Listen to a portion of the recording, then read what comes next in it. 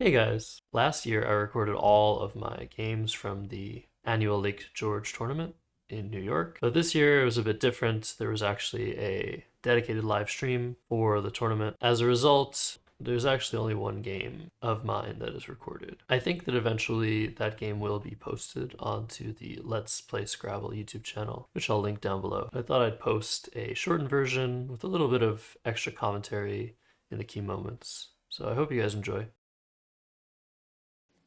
All right. Well, good morning and thanks for sticking around, everybody. We are starting our coverage today with the CSW division. Two guys you may have heard of before, Ben Schoenbrunn and Josh Sokol.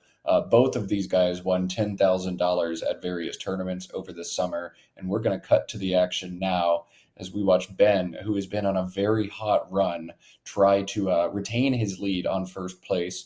Ben dropped his last game yesterday. He was off to a 10-0 start, but dropped the last game. One player at 9-2, and Josh in third at 8-3. A win here for Josh would make things very interesting. A win here for Ben would make it a two-horse race for first place in the CSW division. So let's see how things go. Charles, what are you looking forward to in this one? If Ben continues to play like he's been playing this whole tournament, I expect him to score a lot of points. That's not a very bold prediction, but I'm looking for a high scoring game here. 1 or 2% range with certain leaves. So not the worst. And it looks like Josh reluctantly, realizes he has no better options here with the way he's pulled, and Knox is going to be the first play of this game. No, that seems clearly the best play. It sets up the R for Raya, possibly ending bingos in an R. The leave ACIR, uh, quite promising. The most promising leave you could keep with these letters, really, unless possibly playing off another I. So, and it scores points. Doesn't really give anything back. It looks like a great play, and that's what we see him do. These are two of the meanest guys over the Scrabble board, just absolute killers. Look at that look on Ben's face right now, just the death stare, staring down Sokol, trying to get in his head. I entirely kidding, of course. These guys are both very friendly dudes if you get to know them. But aborted handshake, perhaps COVID precautions, perhaps mind games, perhaps bad blood. What do you think, chat? Let us know. Think we're gonna see Negus here, or just Neg? No, Negus it is. So we're gonna float that S out in the middle of the board. But what else can you do out of a terrible rack like this? Maybe Sugo, maybe Negus. I don't know. That's a tough play.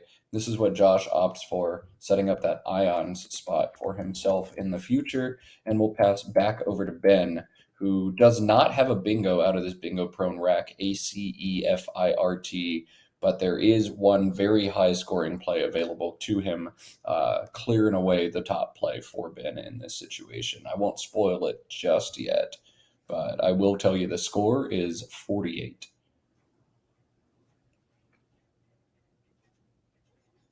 Yeah, this is the type of rack where I would be looking at that floating S and wondering, do I have a bingo there? It looks like very bingo prone letters. Looks like, Whoa. ooh, okay. Not expecting this. So Farsi is a word. Actually, let me double check that. Farsi, yeah, is a word. It takes an S, but it does not compare. So Farsiest, Farsi are both not words. Yeah, it doesn't compare, but it does pretty much everything else. It takes a D in CSW, FARCIED, but does not compare, not an adjective, uncharacteristic, and lose a turn here. He did have the double double facture available, FACTURE, for 48, but instead he will score 0 and keep these same tiles as Josh has found another S and a Q. You see the facial expressions he's making. You know he's thinking about it. You know he's thinking about it. Josh, for those less familiar, one of the more creative players on the circuit, loves setting himself up and kind of thinking outside of the box abstractly like that. QUOD looks like such a standard little play here. Yes, let's go, Josh. Let's go. Let's go. No! Okay, well, he opts to put the S at the end. Of course, that makes a lot of sense. It scores, 14 more points versus the setup that's just going to get thwarted. You don't want to allow Ben to play IF here, although that floating S does allow Ben to bingo with Farsiest next turn. Oh yeah, that was a crucial misstep by Josh, giving up that floating S for Farsius, which we certainly haven't seen attempted once before. This sequence actually works out well for Josh, and he probably calculated this as well. Um, Holding an S, knowing that he's giving back Fakir for Ben, and hoping to punish Ben for that S spot. He's going So to punish him hard as he's got massive bingos at the bottom now. Three bingos that score over 100 points. So Josh set the trap. Ben jumps in immediately. He's got 2250 on his clock. Ben, think a little harder about this. It's Josh. You know something's fishy here. So you can see Josh setting up either moseyed or hosied here. Those both play for 101, but Josh has an even higher scoring option available, one that will drop the Y on that double letter square for 110. And I won't say it just yet.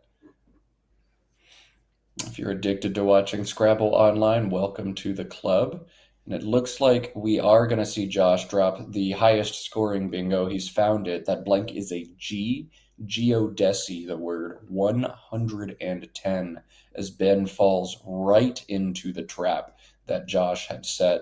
This, I think, is what sets Josh apart. He knew exactly what was about to happen here. He knew he was giving up Fakir, and he knew he was holding on to an S to smash this. Now, the blank, the 110 point bingo, maybe not what he was expecting, but you always miss and swing it in your favor. You try to set the trap, and Josh has done a wonderful job of that here, showing what makes him so brilliant as a Scrabble player.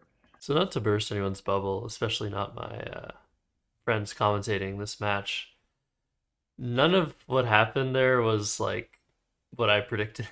I'm very unfamiliar with CSW as a lexicon. There are around 100,000 more words in CSW than what I'm used to in the NWL lexicon. So when Ben played Farsiest, I was almost certain that was just a word I didn't know. So when it came back as invalid, I was really surprised. And what I assumed happened is there's some 8-letter word with those tiles, and he just played the wrong one, and that I was going to find out what the real word was after playing Sooks. I didn't play SUQ because I saw you could easily just play Rife underneath, forming UR and QI, which would get rid of my S setup. But I was fully expecting to get bingoed on next turn. I did not see Fakir at all. I was expecting the worst, and it somehow just worked out for me super well. So that was extremely lucky.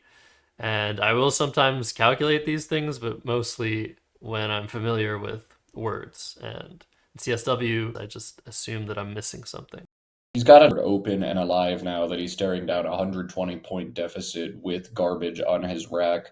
We'll see how Ben decides to do that. There's some ways that are more aggressive, some that are slightly less aggressive. One that stands out to me, ERNE through the R in Fakir, looked to be a good play, but in CSW, this word takes a back D as well, and Josh has pulled into two of those. So you want to set up the spot, and I think you need to take this chance even independent of the D back hook, but Josh has pulled what he needs and is going to shut this spot down, assuming he does know this 4 to make 5 hook in CSW. not anything to write home about. It's not terrible either, and it just sort of solidifies the position for Josh. He's up by 2 bingos.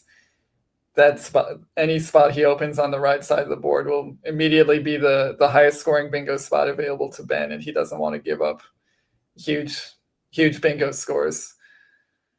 And so it looks like he either does not see the hook or is passing it up for one reason or the another. And it's a good scoring play here, DI.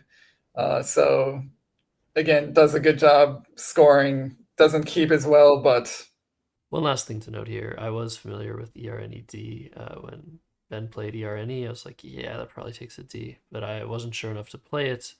And yeah, it would have been better to play something like ERNED and DO just to get rid of that big spot. But playing downwards making ERNED is pretty dangerous because it opens a triple column, which Charles in the commentary booth is quick to recognize. That's it. Enjoy the rest of the game.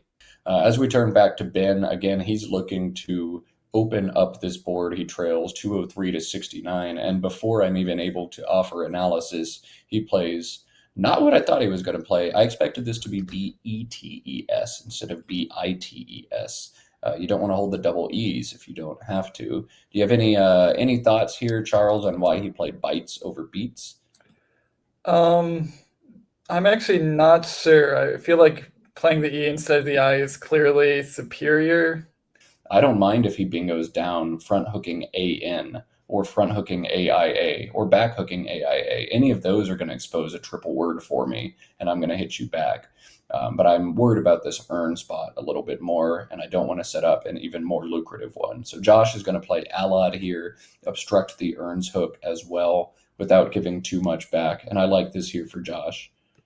Yeah, I really do like this. If Josh has been pegged for the last S, which he might after earn, making the word id there, ID, does mostly prevent Ben from bingoing in that spot that he created for himself. All of that sounds good to me if I'm facing a 140-point deficit. So above, I think the best option here.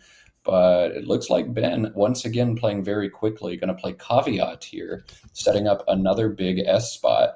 You see Josh's face right there. Oh boy. All right. Are you setting it up again? Okay. Well, I don't know how to respond to that rack. He's going to be able to play that in two spots, and he's wasting no time to choose the higher scoring of those. Boatman is 81 here. It also plays with NAN for 68, but of course you're taking the extra points in this situation.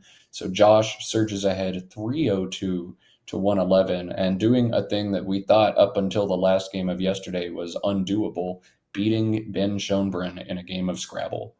Yeah, it seemed like Ben was unbeatable, but it turns out if Ben gets these types of draws and Josh gets these types of draws, then actually quite straightforward to beat Ben. And it looks like Ben is just going to take the 5-point penalty to make sure that Boatman is a word, and it will come back good.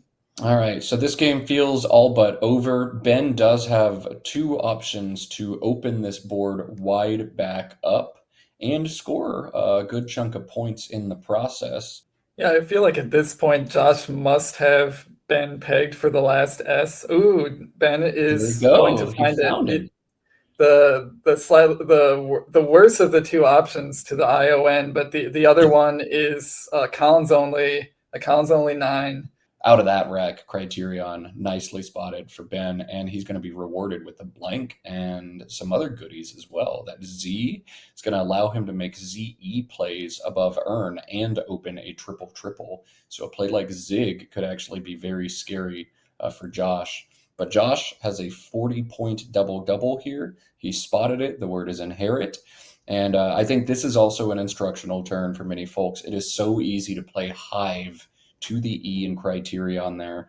INRT looks like a great leave. Hive is 20 points out of a pretty junky rack. It's so easy to make that play. But Josh taking the extra time to continue looking, finding 40 instead of 20. And that is exactly what you want to do here if you're Josh. Just score every turn. Burning the Z for a bingo-like score while using his blank is the way to get back in this. And it looks like Ben agrees with my assessment. He's going for Zig, making a spot that has to be addressed while keeping the blank. And that spot can be addressed rather easily in a number of ways. Just two tiles behind BO would block not only the spot created by the G and Zig, but also Caveat and its hooks for bingo plays. But I think I like the thought here from Ben. Holding that ED behind the G2 makes it even more dangerous. So we'll see what he's able to find out of the bag. Yeah, I would love to try to make like a 5 or 6 letter word down to or through the G to obstruct a little bit more, but I'm not seeing it. This is going to do something kind of similar.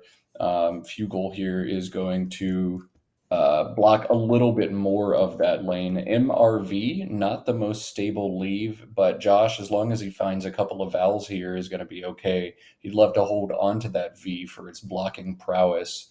So we'll see what he's able to pull. But four consonants could be interesting. There's one, but he's found a vowel, two vowels, and the J as well. So Josh will be scoring very well next turn after addressing the threat set up by Ben. I might be if there was a good way to do it while scoring some points. Like Zig was really the perfect play for doing both, for scoring and opening a spot.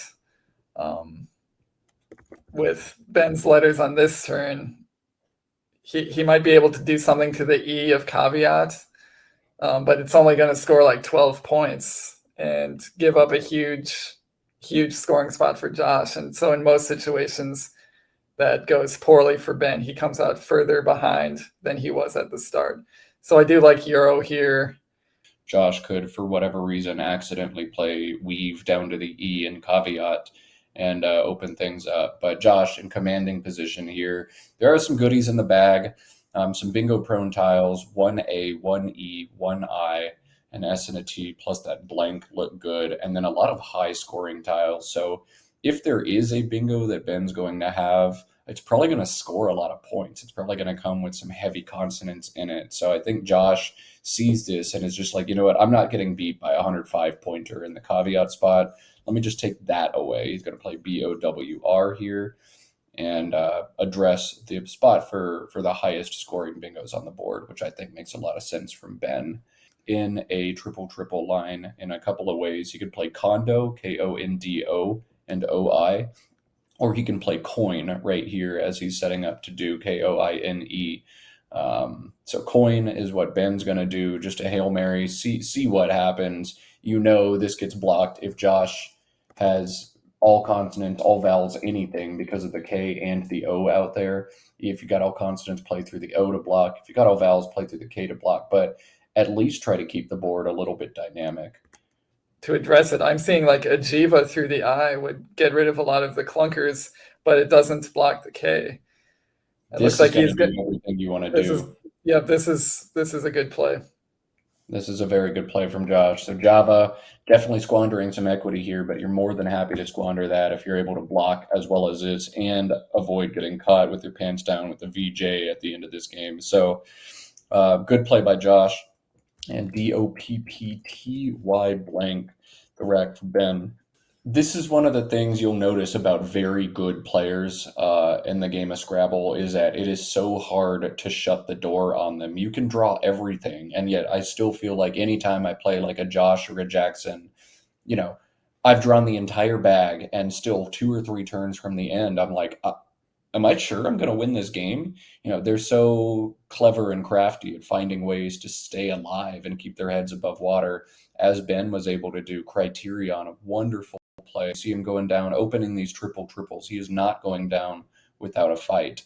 And really not till that last turn that did we feel 100% sure Josh was going to win this game. And it looks like Ben has been rewarded for his efforts. He actually, assuming it doesn't get blocked, he has Dopester making caveats to wow. probably go out and close the spread gap significantly.